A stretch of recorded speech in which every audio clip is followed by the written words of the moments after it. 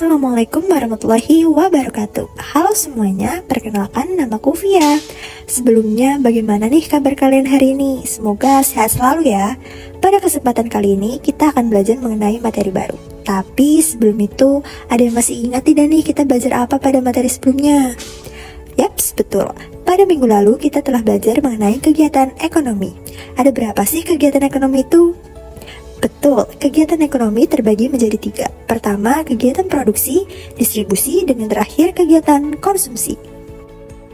Nah, pada pertemuan kali ini, kita akan membahas materi baru, yaitu terkait para pelaku ekonomi dan interaksinya. Sebelumnya, ada yang sudah tahu belum siapa saja para pelaku ekonomi tersebut? Oke, sebelum masuk ke materi, silahkan jawab pertanyaan berikut. Siapa saja sih para pelaku ekonomi tersebut? Dan apakah mereka saling berhubungan? Interaksi seperti apa yang terjadi di antara mereka? Sudah ada jawabannya? Oke, mari kita masuk ke materi yang pertama. Pelaku ekonomi adalah subjek atau pihak-pihak yang terlibat dalam kegiatan ekonomi. Nah, jadi siapa saja sih pelaku ekonomi itu?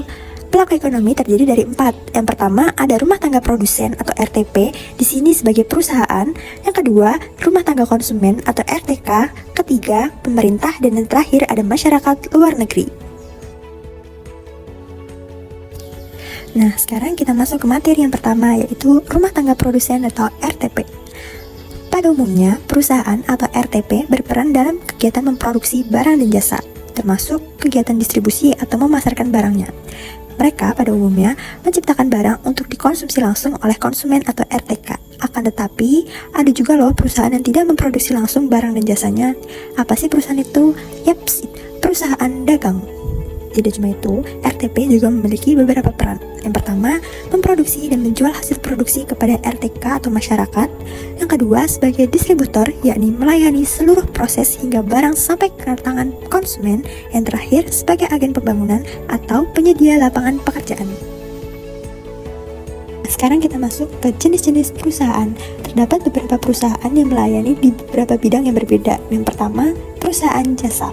Perusahaan jasa merupakan perusahaan yang melayani khusus di bidang jasa. Mereka menawarkan jasa mereka kepada konsumen. Contoh dari perusahaan jasa yang pertama ada jasa pelayanan, ini bisa seperti rumah sakit. Yang kedua ada pendidikan, bisa seperti sekolah maupun bimbel. Yang ketiga ada perusahaan keuangan, ini melayani khusus di bidang keuangan, bisa seperti bank, perusahaan-perusahaan investasi lainnya maupun pegadaian. Yang terakhir ada di bidang transportasi, ini melayani khusus di bidang transportasi seperti mengantar seseorang ataupun pengiriman-pengiriman yang memakai alat transportasi mereka. Ini bisa seperti Gojek, Grab maupun perusahaan ekspedisi, Shopee, JNE, JNT dan yang lainnya. Yang kedua ada perusahaan agraris, yakni mereka menghasilkan barang langsung merupakan dari hasil alam, seperti padi merupakan hasil langsung dari pertanian, ada pabrik teh yang merupakan hasil langsung dari perkebunan teh, dan juga ayam yang merupakan hasil langsung dari peternakan ayam. Yang ketiga terdapat perusahaan industri. Nah, perusahaan industri di sini dibedakan menjadi 2. Yang pertama perusahaan industri berskala kecil dan perusahaan industri berskala besar. Bedanya apa sih? Untuk perusahaan industri yang berskala kecil, mereka hanya memiliki karyawan kurang dari 50 orang. Ini contohnya bisa seperti pabrik tahu, pabrik tempe, pabrik topi, dan lainnya. Nah, untuk perusahaan yang berskala besar, karyawannya bisa lebih dari 50 orang. Contohnya seperti pabrik pupuk, pabrik semen, pabrik tekstil, atau mereka yang menghasilkan baju dan kain. Nah, yang selanjutnya kita masuk ke materi rumah tangga konsumsi atau RTK. RTK merupakan bagian dari masyarakat yang melakukan kegiatan konsumsi atau menghabiskan nilai guna barang akibat adanya kebutuhan yang perlu dipenuhi. Peran RTK sendiri di sini terdapat menjadi 3. Yang pertama, sebagai konsumen. Kedua, sebagai pemasok faktor produksi kepada perusahaan. Nah, di sini maksudnya apa? Jadi, perusahaan itu kan butuh yang namanya modal seperti tenaga kerja, bangunan, dan lain sebagainya. Faktor-faktor produksi tersebut mereka dapatkan dari kita sebagai RTK atau masyarakat. Yang terakhir ada konsumen sebagai penerima imbalan. Imbalan di sini yaitu mereka yang telah memberikan faktor-faktor produksi kepada perusahaan, nantinya akan diberikan imbalan oleh perusahaan tersebut. Ini bisa berupa gaji, uang sewa, dan lain sebagainya. Kita lanjut ke materi yang selanjutnya, sumber pendapatan konsumen. Nah, terdapat 4 sumber pendapatan konsumen. Yang pertama ada sewa, upah atau gaji, laba, dan yang terakhir ada bunga.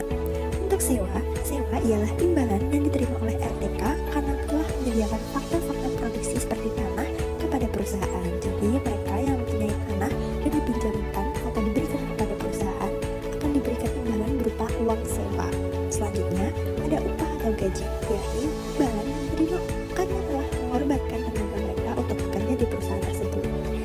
ketiga ada laba atau imbalan atas kemampuan mereka mengelola perusahaan sehingga perusahaan tersebut mendapatkan laba.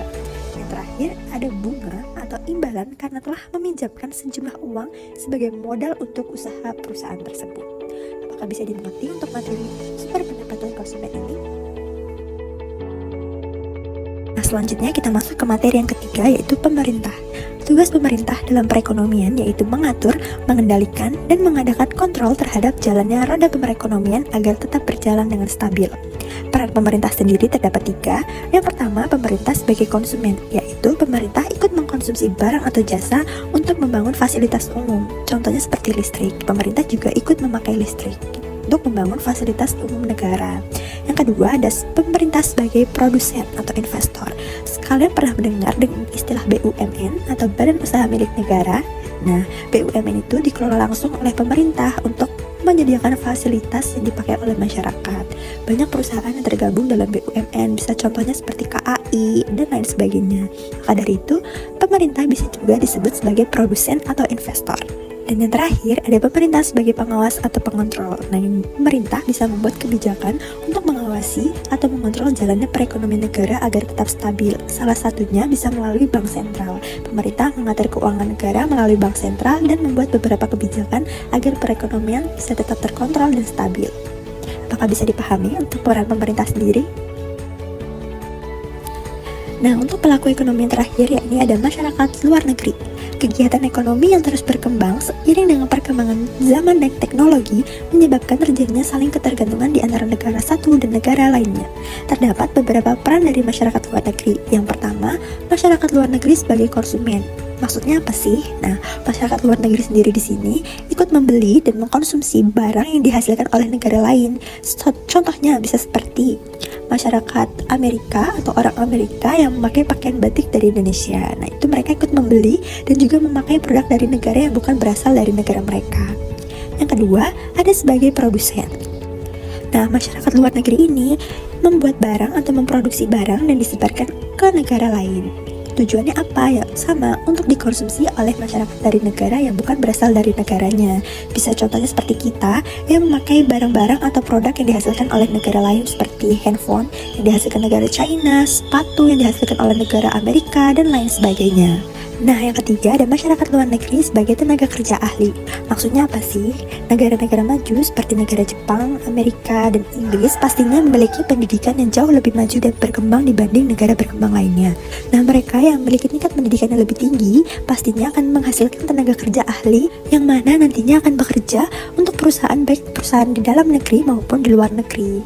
Yang terakhir ada masyarakat luar negeri sebagai investor. Nah, para investor dari luar negeri bisa menanamkan saham mereka di negara lain yang bukan negara mereka. Misalkan contohnya perusahaan Rans milik Raffi Ahmad menanamkan saham untuk perusahaan YG di Korea Selatan. Tujuannya apa? Pastinya untuk mencari keuntungan dan bekerja sama untuk kepentingan lainnya. Seperti itu. Apakah bisa dimengerti untuk materi masyarakat luar negeri? Nah, setelah kalian tahu ada 4 pelaku ekonomi seperti RTP, RTK, pemerintah, dan masyarakat luar negeri, bagaimana sih para pelaku ekonomi tersebut saling berhubungan? Interaksi apa yang terjadi di antara 4 pelaku ekonomi tersebut? Mari kita lanjut ke materi yang terakhir. Yang pertama ada diagram arus ekonomi 2 sektor. Ini merupakan interaksi yang terjadi di antara RTK dan juga RTP. Nah, jika kalian melihat bagian dari interaksi antara RTK dan RTP di sini, terdapat beberapa hal yang harus kalian pahami. Pertama, untuk panah nomor 1, interaksi yang terjadi di antara RTP dan RTK yaitu RTK menawarkan faktor-faktor produksi berupa alam, tenaga kerja, dan modal kepada RTP. Seperti yang sudah dijelaskan tadi, perusahaan tidak bisa menjalankan usahanya dengan sendirinya. Mereka pasti butuh yang namanya modal seperti alat, mesin, tenaga kerja, dan lain sebagainya. Hal itu mereka dapatkan dari kita sebagai masyarakat atau juga konsumen.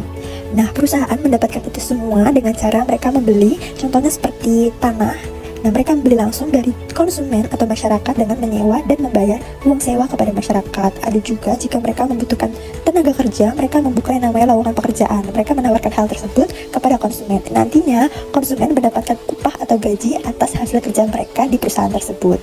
Untuk interaksi yang nomor 2, pendapatan uang berupa sewa, upah, bunga, dan laba merupakan hasil yang mereka peroleh atas apa yang yang mereka berikan kepada perusahaan tersebut. Jadi seperti yang bilang tadi, faktor-faktor produksi yang telah mereka berikan kepada RTP akan dibayar oleh RTP dengan menggunakan pendapatan seperti sewa, upah, bunga, dan laba.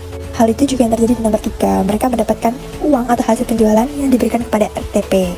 Untuk interaksi yang terjadi di nomor 4 yaitu penjualan barang dan jasa. Jadi RTP yang telah memperoleh faktor-faktor produksi tadi sehingga mereka bisa bekerja menghasilkan barang atau jasa, mereka akan menjual hasil barang dan jasa tersebut untuk dikonsumsi oleh RTK. Itulah yang terjadi di interaksi yang terdapat di nomor 4. Apakah bisa kalian mengerti untuk diagram arus ekonomi dua sektor yang terjadi oleh RTP dan RTK ini? Mari kita lanjutkan ke materi yang selanjutnya. Diagram arus tiga sektor, yakni diagram yang terjadi di antara RTK, RTP ditambah oleh peran pemerintah. Kalau kalian melihat bagan atau diagram arus ini, terdapat pemerintah di tengah di antara RTP dan juga RTK. Peran pemerintah sendiri di sini yaitu memberikan pajak terhadap RTP dan juga RTK. Singkatnya, interaksi yang telah terjadi di antara RTP dan RTK tadi kan bisa dibilang saling memberikan keuntungan satu sama lain atau simbiosis mutualisme.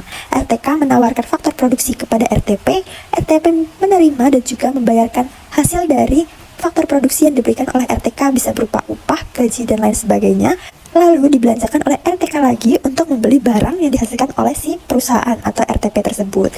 Nah, bedanya untuk di diagram arus tiga sektor ini ada peran pemerintah sebagai pengatur kebijakan. Seperti yang tadi dijelaskan, di peran pemerintah mereka bisa membuat kebijakan. Nah, mereka di sini menetapkan pajak untuk perusahaan maupun RTK. Jadi kedua belah pihak dibebankan pajak oleh pemerintah. Gunanya apa? Gunanya nantinya untuk memenuhi fasilitas negara. Jadi uang pajak kalian dipergunakan oleh pemerintah untuk memenuhi fasilitas atau membangun fasilitas di negara. Nah, contoh dari pajaknya sendiri ini, jika kalian membeli barang atau makanan di mall, itu kan pasti akan dikenakan pajak. Nah, itulah peran dari pemerintah. Mereka menetapkan pajak untuk kita sebagai konsumen dan juga untuk perusahaan. Mereka pasti akan dibebankan pajak usaha atau pajak membangun usaha, seperti itu. Apakah bisa dimengerti untuk materi diagram arus tiga sektor? Mari kita lanjut ke materi yang terakhir, yaitu diagram arus ekonomi 4 sektor. Nah, untuk di diagram arus ekonomi 4 sektor sendiri ini, semua para pelaku ekonomi ikut berinteraksi. Jika kalian melihat bagan atau gambar dari diagram arus sendiri di sini, kalian pasti akan melihat yang namanya impor dan ekspor. Nah, jika tadi ada peran pemerintah yang menetapkan pajak untuk perusahaan dan juga RTK atau rumah tangga, di sini ada peran dari luar negeri. Mereka tadi bisa berperan sebagai produsen dan konsumen. Nah, untuk masyarakat luar negeri yang berperan sebagai produsen atau mereka membuat barang untuk dikirimkan ke negara lain, itulah yang disebut dengan kegiatan impor. Jadi kita masyarakat Indonesia misal membeli barang dari luar negeri, itu barang yang diberikan oleh masyarakat luar negeri tersebut ke kita merupakan barang impor atau barang yang dibeli dari negara lain, negara luar. Seperti itu. Nah, untuk yang kegiatan ekspor ini, kita sebagai masyarakat dalam negeri membuat barang dan kita kirimkan ke luar negeri. Jadi sebaliknya, jika kegiatan impor merupakan kegiatan membeli barang dari luar negeri ke dalam negeri, sebaliknya kegiatan ekspor merupakan kegiatan mengirim barang dari dalam negeri ke luar negeri. Nah, ini bisa contohnya kita membuat barang, misalkan seperti batik, diekspor ke luar negeri sehingga masyarakat Korea bisa memakai produk batik kita. Itulah yang disebut dengan kegiatan ekspor. Nah, apakah bisa kalian mengerti untuk diagram arus ekonomi 4 sektor ini?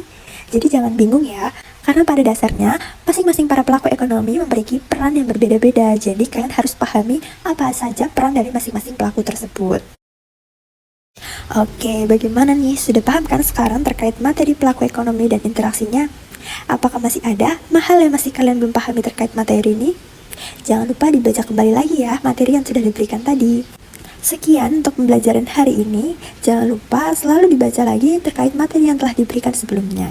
Sekian pembelajaran hari ini. Mohon maaf jika masih terdapat kekurangan atas penjelasan yang tadi telah diberikan. Sampai jumpa di pertemuan selanjutnya. Assalamualaikum warahmatullahi wabarakatuh. Sampai jumpa.